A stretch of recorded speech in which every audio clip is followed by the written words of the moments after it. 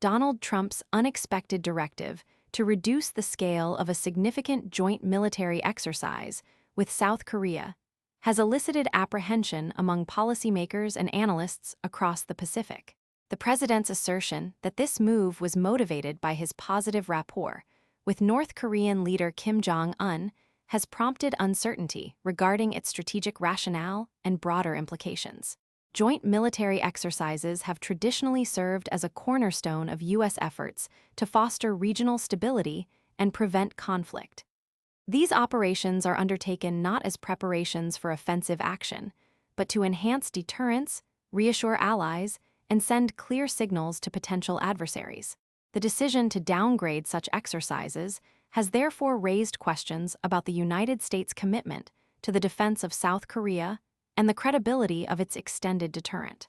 The diplomatic value of these exercises is considerable. Demonstrations of readiness and willingness to uphold defense commitments provide reassurance to allies while deterring adversaries from testing collective security arrangements. Regular training between U.S. and South Korean forces is widely seen as a stabilizing factor on the peninsula.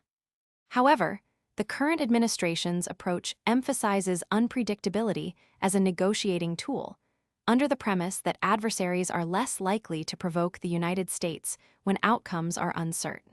At the same time, there appears to be a reluctance to provide unequivocal reassurances to allies, departing from long-standing U.S. diplomatic practice established in the post-war era. Nevertheless, there have been notable developments as a result of this posture. For example, following calls for greater burden sharing, NATO allies agreed to increase defense spending targets, and South Korea committed to higher defense expenditures as well. While encouraging allies to enhance their own defensive capabilities is prudent, it remains essential to strike a balance. If allies perceive U.S. support as undependable, they may pursue alternative security arrangements, potentially realigning regional dynamics in ways unfavorable to U.S. interests. The recent visit of Chinese Foreign Minister Wang Yi to Seoul highlights the possibility that strategic ambiguity might push allies toward engagement with other powers, a prospect which is particularly resonant among elements of the South Korean political spectrum, favoring rapprochement with Beijing and Pyongyang. From the perspective of military readiness, concerns have also emerged regarding the adaptability of U.S. forces to the evolving character of modern warfare.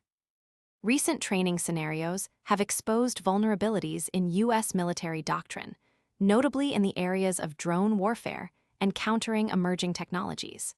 Observations from the European theater, informed by the ongoing conflict in Ukraine, suggest that adversaries and their partners, including North Korea, are rapidly assimilating new tactics and technologies.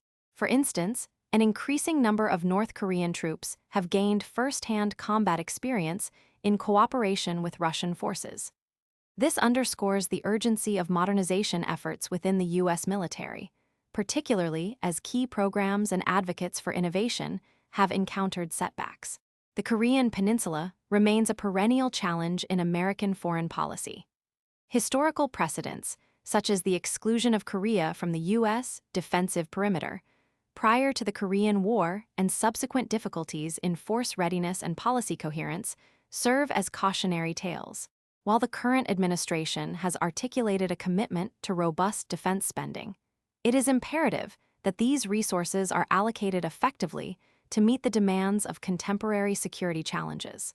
Want to make sure you never miss our latest videos? Tap that follow button right now. If our content brought a smile to your face, made you think, or taught you something new,